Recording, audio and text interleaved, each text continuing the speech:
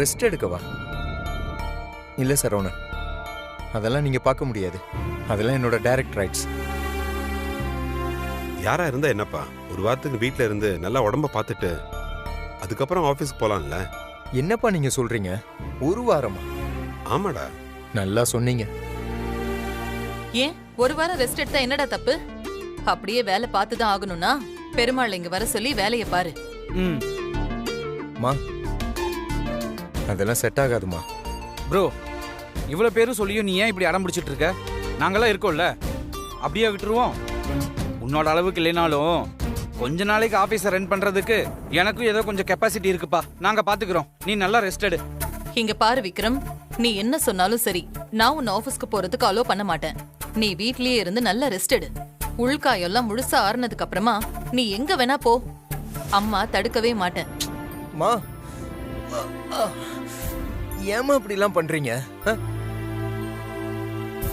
இப்ப என்ன, ஆபீஸ் போக கூடாது அவ்வளவுதானே? போகல போதுமா? இதுக்கு போய் ஆளாளுக்கு அட்வைஸ் பண்ணி தொலைக்கிறீங்களே.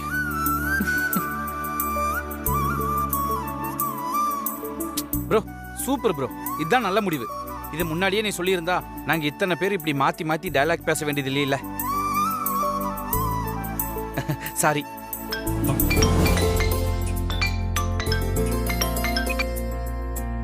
ஹலோ. ஸ்வேதா. விக்ரம் வீட்டுக்கு கூட்டிட்டு வந்துட்டோம். நோ ப்ராப்ளம், அதெல்லாம் ஒரு பிரச்சனையும் இல்ல. சரி ஓகே, சீக்கிரம் நான் வந்துடுறேன்.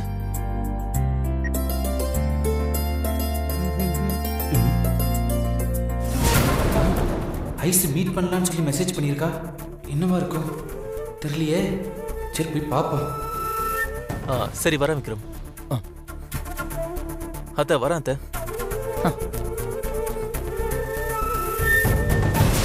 அம்மா, எனக்கு ஆபீஸ்ல கொஞ்சம் ஒர்க் இருக்கு, நான் போய் முடிச்சுட்டு வந்துட்டுமா? ப்ரோ உடம்ப பாத்துக்கோ, நான் போயிட்டு வந்துடுறேன். அப்பா வரேன்.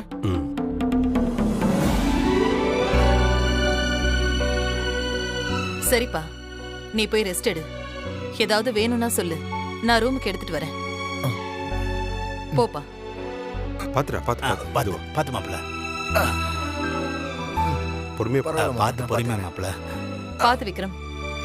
விடுமாமா. சரி போ, நீங்க கூட போங்க. போங்க.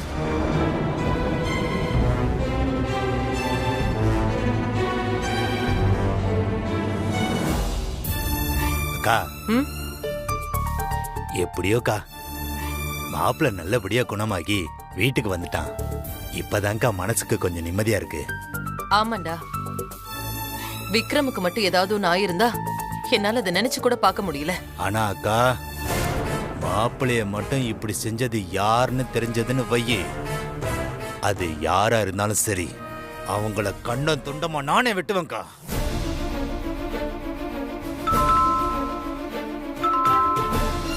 இருக்கா, யாருன்னு பாத்துட்டு வரேன்.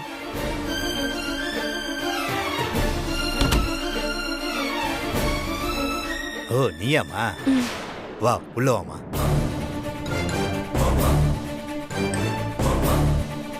பாபி. ஆண்டி, விக்ரம் அம்மாவை வீட்டுக்கு கூட்டிட்டு வந்துட்டீங்களா? இப்பதான் கூட்டிட்டு வந்தோம். அவன் ரூம்ல ரெஸ்ட் எடுத்துட்டு இருக்கான். Okay aunty. இப்போ நான் எதுக்காக வந்தேன்னா, உங்க கணக்குப்படி விக்ரம் அம்மா கல்யாணத்துக்கு ஒத்துக்க மாட்டாங்க. ஐஸ்வர்யா விஜய் மாமாவோட கல்யாணம் நடக்காதுன்னு நினைச்சேன். ஆனா இப்ப எல்லாமே தலைகீழா மாறி போய் கிடக்கு.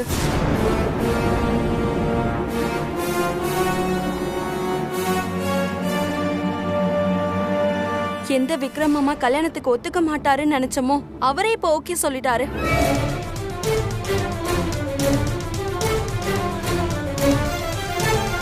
ஐஸ்வர்யா விஜய் மாமாவோட கல்யாணத்துல நம்ம கிட்ட இருந்த கடைசி ஆயுதமே விக்ரம் மாமா தான்.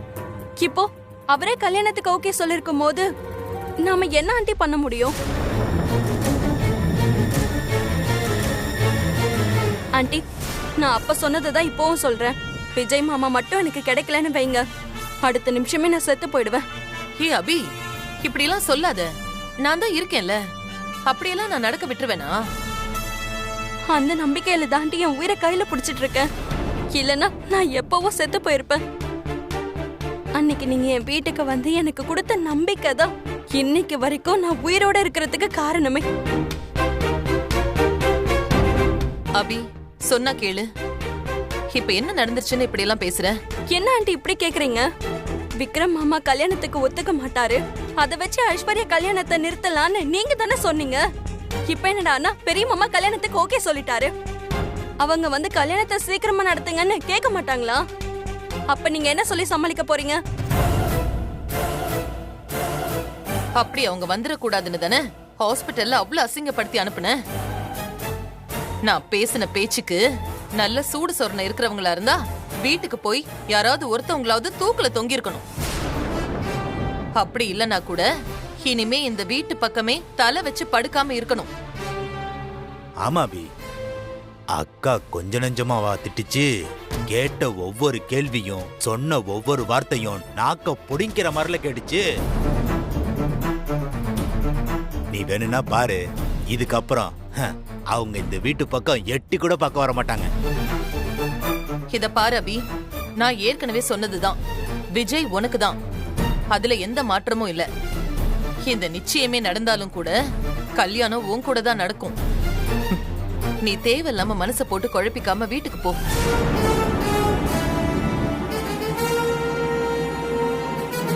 என்னம்மா நீ? அக்கா இவ்வளவு தூரம் சொல்லுது, நீ என்னமோ யோசிச்சுக்கிட்டே இருக்க. அக்கா மேல உனக்கு நம்பிக்கை இல்லையா? ஐயோ அப்படியெல்லாம் இல்ல அங்கிள். ஆன்ட்டி மேல எனக்கு முழு நம்பிக்கை இருக்கு. இருந்தாலும் சின்ன பயம், எங்க விஜய் மாமா எனக்கு கிடைக்காம போயிடுவாரோன்னு உறுத்திட்டே இருக்கு. இத பாரு அபி, நான் திரும்பவும் சொல்றேன், யார் எதிர்த்தாலும் சரி, என்ன நடந்தாலும் சரி, விஜய்க்கும் உனக்கும் தான் கல்யாணம். அதுக்கு நான் கேரண்டி. இது போதும் ஆண்டி, நீங்க மட்டும்தான் எனக்கு இருக்க ஒரே ஒரு ஹோப். நீங்க இருக்க நம்பிக்கையில தான் நான் உயிரோடவே இருக்கேன். சரி ஆண்டி, நான் வரேன்.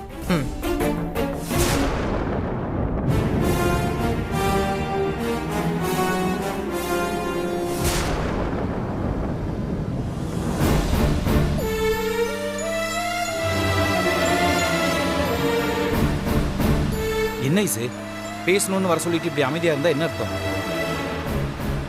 ஐசு, உங்ககிட்ட தான் கேட்டுக்கிட்டு இருக்கேன், என்ன விஷயம் சொல்லு. என்னால அத்தை பேசினதை கடந்து போக முடியலங்க.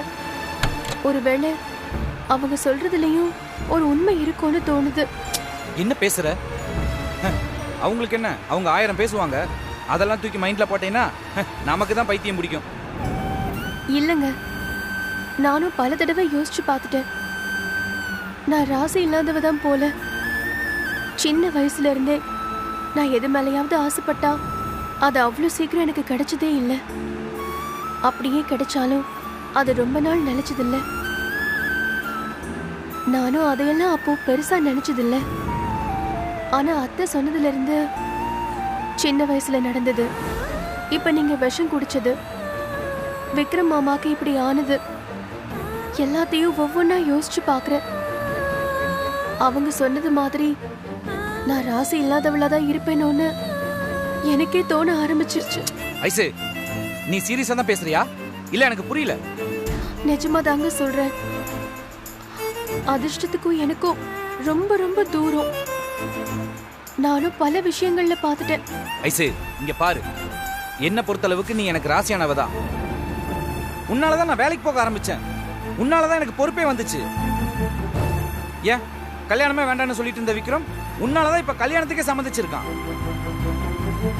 இத்தனை நல்லது நடக்க காரணம் நீதான் ஐசு. நீ ராசியானவதான். நான் சொல்றேன்ல, என்ன நீ நம்ப மாட்டியா? மகாவும் இதே மாதிரி தான் சொன்னா. நீங்க எல்லாரும் நான் கஷ்டப்படக்கூடாதுன்னு ஏதோ சொல்றீங்க, ஆனா அத்தை சொன்னதுதான் நிஜம். நான் உங்களை விட்டு விலகி இருக்கிறது தான் உங்களுக்குமே நல்லது. ஓ, கடைசியில முடிவே பண்ணிட்டு போலையே. சரி, இப்ப என்ன? நீ என்ன கல்யாணம் பண்ணிக்கிட்டா எனக்கு ஏதாவது ஆயிரம்னு நீ பயப்படுற, அதானே? இங்க பாரு ஐசு, நான் உன்னை பக்கத்துல வச்சுக்கிட்டே சொல்றேன், நான் உன்னை தான் கல்யாணம் பண்ணிப்பேன். உன்னை தவிர வேற யாரையுமே நான் கல்யாணம் பண்ணிக்க மாட்டேன்.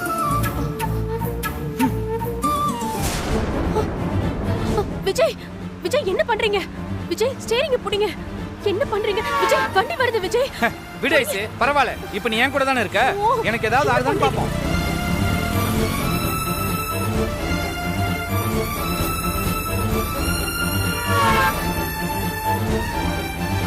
ஐயோ, தயவு செஞ்சு புடிங்க விஜய். சொன்னா கேளுங்க ப்ளீஸ்.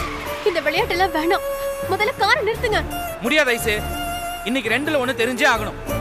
ஐயோ, நீ ராசியானவனா நம்ம 2 பேரும் இப்ப உயிர் பிழைப்போம். அப்படி இல்லைன்னா வையே 2 பேரும் ஒண்ணா போய் சேர்ந்துருவோம். ஏன் விஜய் இந்த விஷ பரீட்சையெல்லாம்? உங்களை கெஞ்சி கேக்குற விஜய், தயவு செஞ்சு காரை நிறுத்துங்க. சாரி ஐசு, என்னால இப்ப முடியாது. சாகறதா இருந்தா ஒண்ணாவே சாவோம். அப்ப தெரியும்ல நீ ராசியானவ இல்லன்னு. இப்ப பாக்கலாம் நீ ராசியானவளா இல்லையான்னு. விஜய் ப்ளீஸ் விஜய், உங்களை நான் கெஞ்சி கேக்குறேன். தயவு செஞ்சு காரை நிறுத்துங்க. என்னால இப்ப முடியாது ஐசு. போவோம் ஒண்ணா 2 பேர் போய் சாவோம். விஜய், வண்டி வருது. கார் நிறுத்துங்க. விஜய், விஜய்,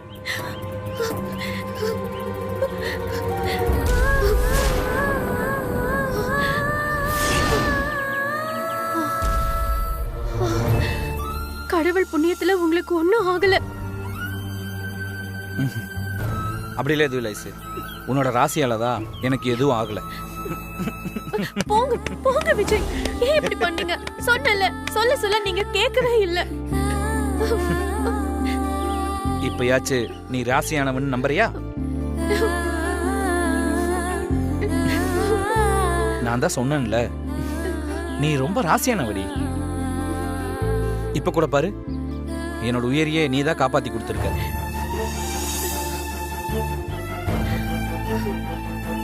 நீ வேணா பாரு, நம்ம கல்யாணம் கண்டிப்பா நடக்கும். இந்த ஊரே பார்க்க நம்ம 2 பேரும் சந்தோஷமா சேர்ந்து வாழ்வோம்.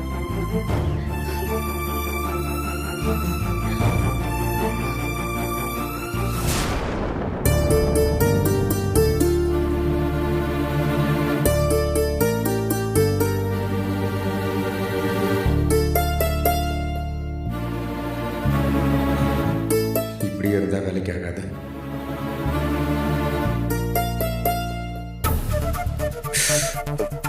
ஃபோன் பண்ணிட வேண்டியதான்.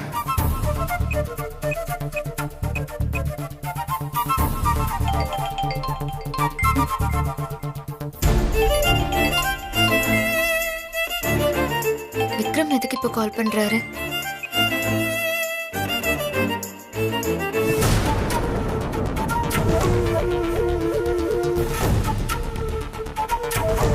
ஃபோன் எடுக்க மாட்டேங்கிறான்.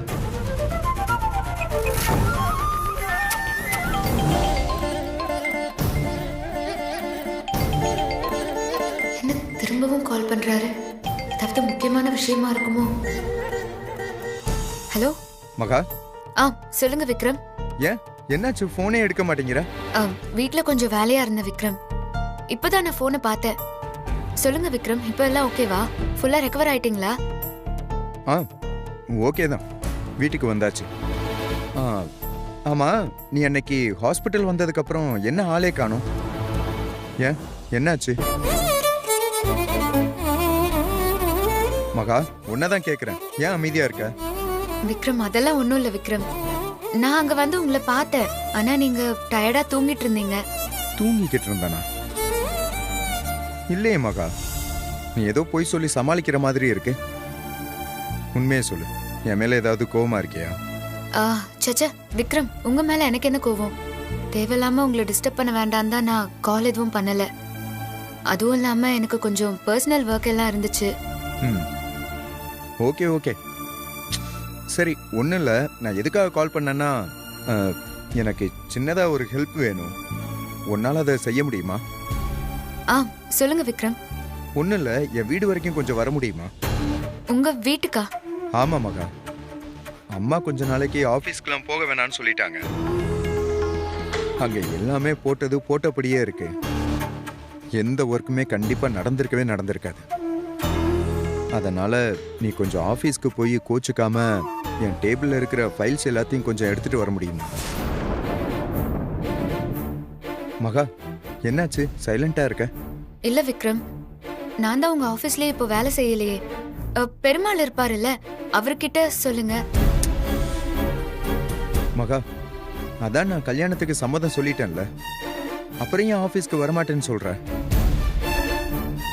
இதை பாரு மகா, நீ ரெசிக்னேஷன் கொடுத்தாலும் நான் அதை அக்செப்ட் பண்ணிக்கிற மாதிரி இல்லை. இப்போ வரைக்கும் நீ என்னோட ஆஃபீஸ் ஸ்டாஃப் தான். உனக்கு என் மேல கோவம் இல்ல வர விருப்பம் இல்லைன்னா சொல்லிடு, நான் விட்டுடுறேன். விக்ரம் விக்ரம் கோவம்லாம் இல்ல விக்ரம் உங்க மேல. ஃபைல் எல்லாம் ஆபீஸ்ல இருந்து எடுத்துட்டு வரணும், அதான் பெருமாளை கூப்பிடலாம்ல விக்ரம் நீங்க.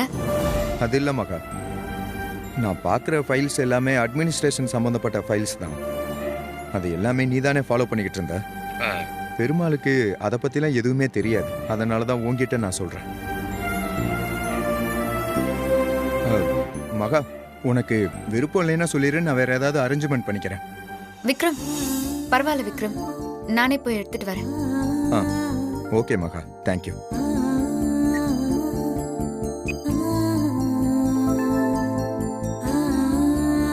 நமக்காக எவ்வளவோ உதவி செஞ்சிருக்காரு.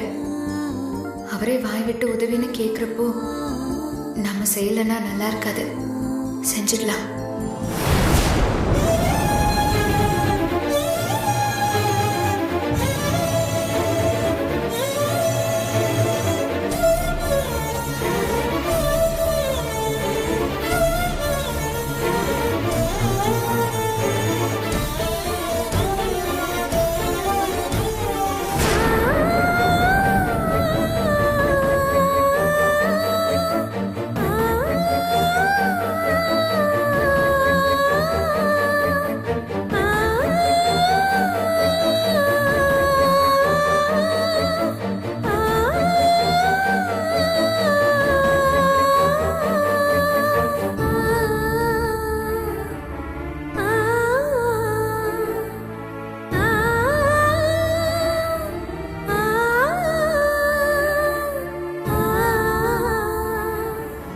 நீங்கெல்லாம் ஏன் இப்படி என்ன பாக்குறீங்கன்னு எனக்கு நல்லாவே புரியுது. அம்மா ஹாஸ்பிட்டல்ல பேசின பேச்சுக்கு இனிமேல் நான் இந்த பக்கம் வரவே மாட்டேன்னு தானே நினைச்சீங்க.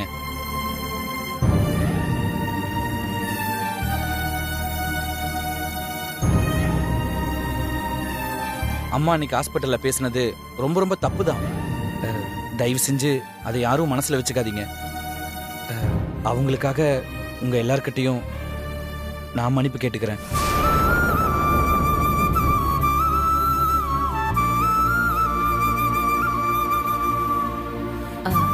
தம்பி, அவங்க சுபாவம் தெரிஞ்சது தானே.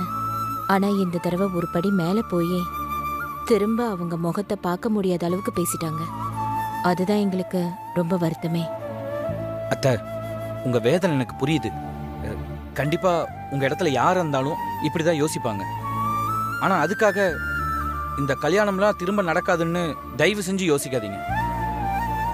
கண்டிப்பா நம்ம பேசினபடி இந்த கல்யாணம் நடந்தே தீரும். எப்படி மாப்பிள்ள? உங்க அம்மா அன்னைக்கு பேசுனதை வச்சு சொல்றேன். அவங்களுக்கு எங்க மேல ஆழமான வெறுப்பு இருக்கு. எங்க மேல இருந்தா கூட பரவாயில்ல, ஐஸ் மேல இருக்கு. அவங்க ஐஸ ராசி இல்லாத ஒரு பொண்ணுன்னு நினைக்கிறாங்க. இதெல்லாம் பின்னால ஐஸுக்கு தான் மாப்பிள்ள கஷ்டத்தை கொடுக்கும். ஒவ்வொன்றுக்கு ஐஸ காரணமா சொல்லி காயப்படுத்துவாங்க. எந்த மாதிரி எண்ணங்களை வேணாலும் மாத்தலாம். ஆனா இந்த மாதிரி ஒருத்தங்களை வெறுத்து ஒதுக்குறதுக்கு ஒரு காரணத்தை கண்டுபிடிச்சு அத மனசுல ஏத்திக்கிட்டா அவங்கள மாத்துறது ரொம்ப ரொம்ப கஷ்டமாப்ல. நீங்க சொல்றது 100க்கு 100 கரெக்ட் தான் மாமா. ஆனா அவங்களோட எண்ணத்தை உடைச்சு ஐஸ் ராசியானாவதான்னு நான் நிரூபிச்சு காட்டுறேன். நான் இந்த கல்யாணத்துக்கே அவங்க ஒத்துக்க மாட்டாங்கன்னு சொல்லிக்கிட்டு இருக்கேன். நீங்க என்னடானா அவங்க கிட்ட நிரூபிக்கிறத பத்தி பேசிக்கிட்டு இருக்கீங்க. மாமா, இந்த கல்யாணம் நிச்சயமா நடக்கும். உங்களுக்குலாம் நம்பிக்கை இல்லைன்னா இப்பவே கிளம்பி என் கூட வீட்டுக்கு வாங்க. அம்மா கிட்ட பேசி இப்பவே இதுக்கான ஒரு முடிவு எடுப்போம்.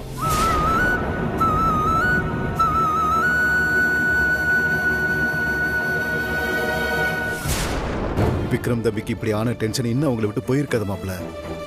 அதுக்குள்ள போய் உங்க கல்யாணத்தை பத்தி பேசுறது அவ்வளவா நல்லா இருக்காது. ஆமா மாப்பிள்ள, இவரு சொல்றதுதான் எனக்கும் சரின்னு தோணுது. இவ்வளவு சீக்கிரம் உங்க கல்யாணத்தை பத்தி பேசினா அவங்க கோவம் இன்னும் அதிகமாக தான் செய்யும். அத்தை, அதெல்லாம் நான் பாத்துக்கிறேன். அம்மா என்கிட்ட என்ன வாக்குறுதி கொடுத்தாங்க? விக்ரம் கல்யாணத்துக்கு சம்மதம் சொன்னா எங்க கல்யாணத்துக்கு எந்த அப்ஜெக்ஷன் இல்லைன்னு சொன்னாங்க. இப்பதான் விக்ரம் அவன் கல்யாணத்துக்கு சம்மதம் சொல்லிட்டானே. முறைப்படி அவனுக்கு பொண்ணை பார்த்து கல்யாணம் பண்ணி வைக்கிறது அவங்களோட பொறுப்பு தானே. இங்க பாருங்க அத்தை, நீங்க எதை பத்தி யோசிக்காம என் கூட வாங்க. நான் அம்மா கிட்ட பேசி இந்த கல்யாணத்துக்கு சம்மதம் வாங்குறேன்.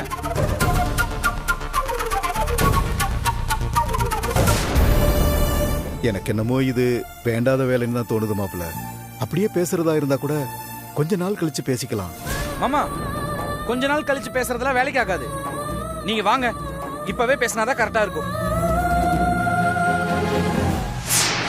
அப்பா அம்மா தான் இவ்ளோ சொல்றாங்கல்ல, கொஞ்சம் பொறுமையா தான் பேசிக்கலாமே.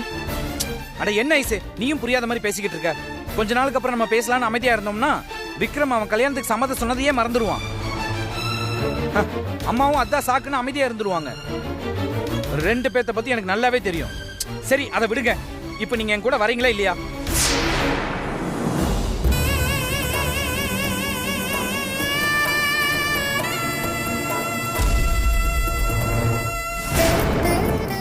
அப்பா, மாமா தான் இவ்ளோ தூரம் சொல்றாருலப்பா, போய் பேசிதான் பாருங்களேன்.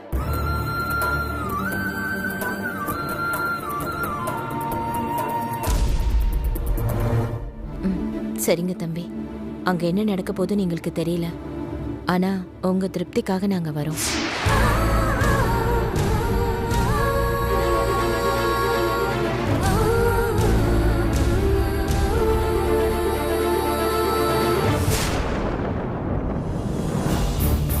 டே புலி, அக்கா, எப்படியோ விக்ரம் நல்லபடியா பொழைச்சு வீட்டுக்கு வந்துட்டான். அதுக்கு நன்றி சொல்ற விதமா கோவிலுக்கு போய் ஒரு சிறப்பு பூஜை பண்ணிரணும்டா.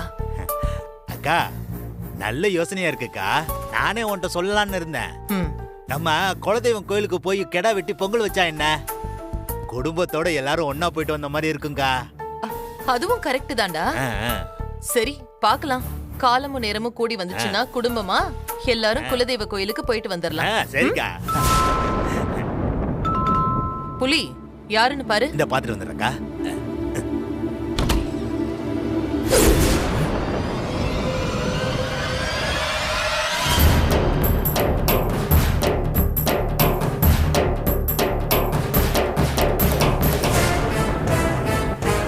என்னக்கா அது? நீ போட்ட போட்ல அந்த குடும்பத்துல இருந்து ஒரு பைய கூட இங்க வரமாட்டாங்கன்னு பார்த்தாக்கா அந்த மகா வந்திருக்கா. அதான்டா எனக்கும் புரியல. ஏய், உனக்கும் உன் குடும்பத்துக்கும் சூடு சொரணே இல்லையா? அன்னைக்குதான் அவ்வளவு சொன்னல, இனிமே நீங்க யாரும் நாங்க இருக்கிற பக்கமே தலை வச்சு படுக்க கூடாதுன்னு. அதெல்லாம் உதறி தள்ளிட்டு இப்படி வந்து நிக்கிறியே, வெக்கமா இல்ல உனக்கு? இத பாருங்க, அன்னைக்கு நீங்க பேசினதுக்கு எல்லாம் நான் அமைதியா இருந்தேன்னா ஒரே காரணம், அதுக்கு விக்ரம் மட்டும்தான். அவரு நல்லபடியா பொழைச்சு வந்தா போதும்னு மட்டும்தான் நீங்க பேசுற எதையுமே நான் காதுல வாங்கிக்காம பொறுமையா இருந்தேன். இங்கேயும் அதே மாதிரி பேசுனீங்கன்னு வச்சுக்கோங்களேன், நான் சும்மாவே இருக்க மாட்டேன், சொல்லிட்டேன். ஏய், எங்க வந்து யார்கிட்ட என்ன பேசுற? பார்த்து பேச சொல்லிட்டேன். தேவையில்லாம வார்த்தையை விட்டா எனக்கு வேற வழியே இல்லை. நான் அப்படிதான் பேசுவேன்.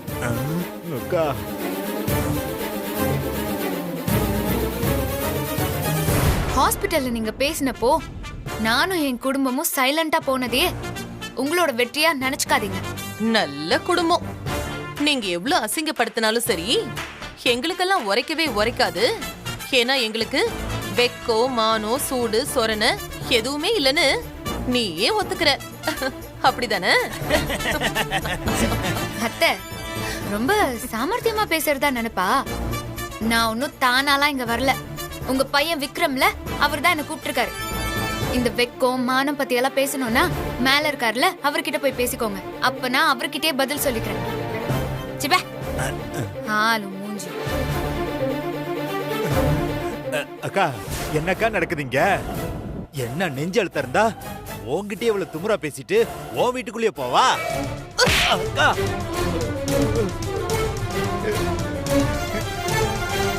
அக்கா, என்னையாக்கா அடிக்கிற? வலிக்குது. ஏண்டா, அவ பாட்டுக்கு பேசிட்டு வீட்டுக்குள்ள போகும்போது சும்மா இருந்துட்டு இப்ப வந்து பேசுறியா? நீ மட்டும் என்ன, அவ பேசும்போது நீ அவளை அடிக்கல, அவ போனதுக்கு அப்புறம் என்னைய தானே அடிக்கிற.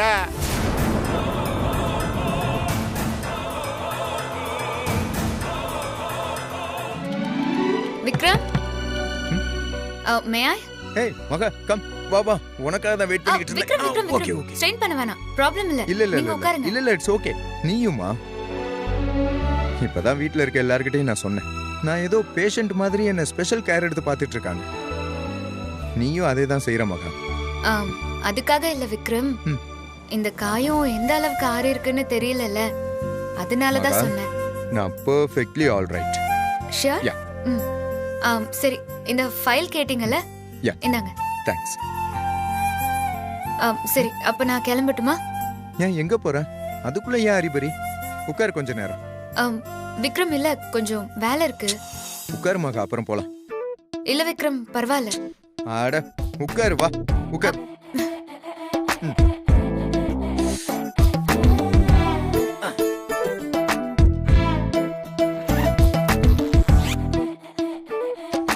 ஆமா மகா, உங்க அக்காவை கத்தியால குத்த வந்தது யாருன்னு கண்டுபிடிச்சிட்டாங்களா? விக்ரம் இல்ல விக்ரம், போலீஸ் கிட்ட கம்ப்ளைண்ட் கொடுத்திருக்கோம். அவங்க இன்னும் எதுவுமே ரெஸ்பாண்ட் பண்ணல. ஓ. ஆமா, உங்களுக்கு ஏதாவது டவுட் இருக்கா? யார் பண்ணிருப்பாங்க அப்படின்னு ஏதாவது? கொலை பண்ற அளவுக்கு எங்களுக்கு யாரும் எதிரி இல்ல.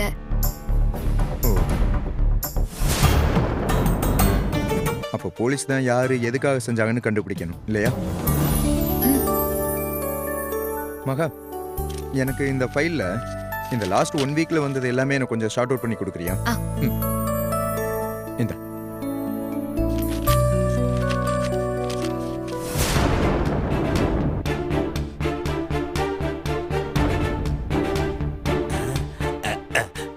அக்கா, என்னக்கா போனவள இன்னும் ஆளை காணோம்? என்ன எதுக்கா முறைக்கிற? அவ உண்மையிலேயே ஃபைல் கொடுக்க தான் வந்தாளா, இல்ல நீ ஹாஸ்பிட்டல் அவங்க குடும்பத்தை பத்தி பேசுனதெல்லாம் மாப்பிள்ளை கிட்ட போட்டு கொடுக்க வந்திருக்காளா? டேய், இங்கே நின்னு ஏதாவது சொல்லிட்டு இருக்காம அங்க போய் அவங்க 2 பேரும் என்ன பேசிக்கிறாங்கன்னு கேளு. போ. அவ்வளவுதானே, இப்ப பாரு.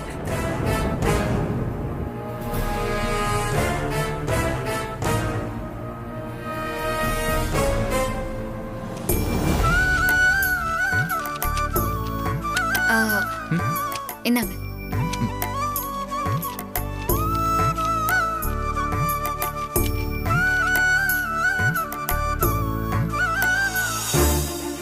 மகா, இதுல போட்டிருக்க டேர்ம்ஸ் அண்ட் கண்டிஷன்ல யார் ப்ரிப்பேர் பண்ணது? யூசுவலா நம்ம எல்லா ப்ராஜெக்ட்டுக்கும் ஒரே மாதிரி தானே ஃபாலோ பண்ணிக்கிட்டு இருந்தோம்.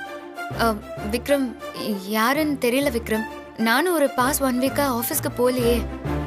ஓ. ஓகே ஓகே மகா. இல்ல விக்ரம், இதுக்கு தான் நான் பெருமாளையே கூப்பிடுங்கன்னு சொன்னேன். அதெல்லாம் ஒன்றும் பிரச்சனை இல்லை, விடு. இத நான் அப்புறமா கிளியர் பண்ணிக்கிறேன். நீ அந்த அடுத்ததை கொடு, பார்க்கலாம்.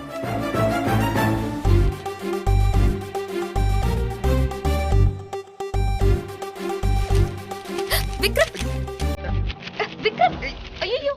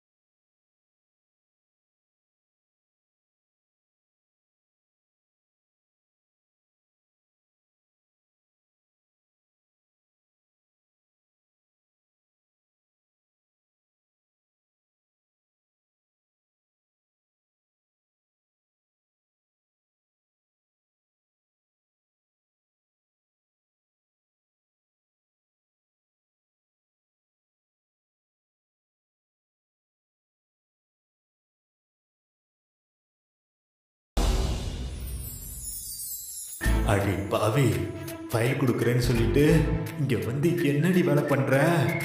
ஏண்டி, உங்க அக்கா காரியை எப்படி விஜய்கிட்ட இருந்து பிரிக்கலான்னு நாங்க பிளான் போட்டா நீ என் பெரிய மாப்பிள்ளைய உசார் பண்ணலான்னு பாக்குறியா? ஏண்டி, எங்க அக்கா பாலும் தேனும் கொடுத்து வளர்த்த பிள்ளைங்கள உங்க குடும்பத்துக்கு தாரவாத்து கொடுக்கணும்னு நினைச்சீங்களா? இருடி, இதை இப்பவே எங்க அக்கா கிட்ட போய் சொல்லி உன்னை என்ன பண்றேன்னு பாரு.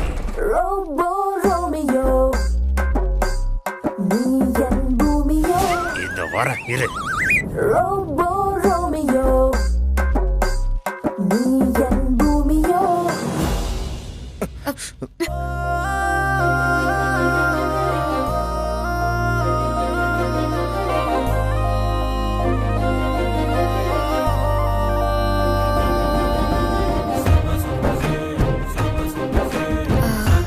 சாரி விக்ரம். ஆ, பரவாயில்ல. அது இந்த ஜன்னல் ஓப்பன் ஆயிருந்திருக்கு.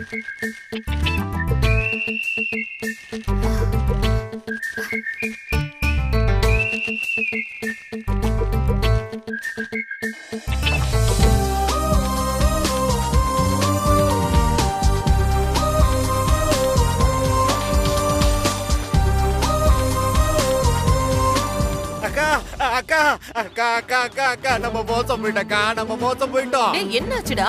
ஆமாக்கா, எது நடக்க கூடாது நினைச்சோமோ அதே நடக்க போகுதுக்கா. என்ன ஆச்சுன்னு சொல்லி தொலை. அக்கா இனிமே எந்த பிளானும் நம்ம பண்ண முடியாது, எல்லாமே நாசமா போயிடுச்சா.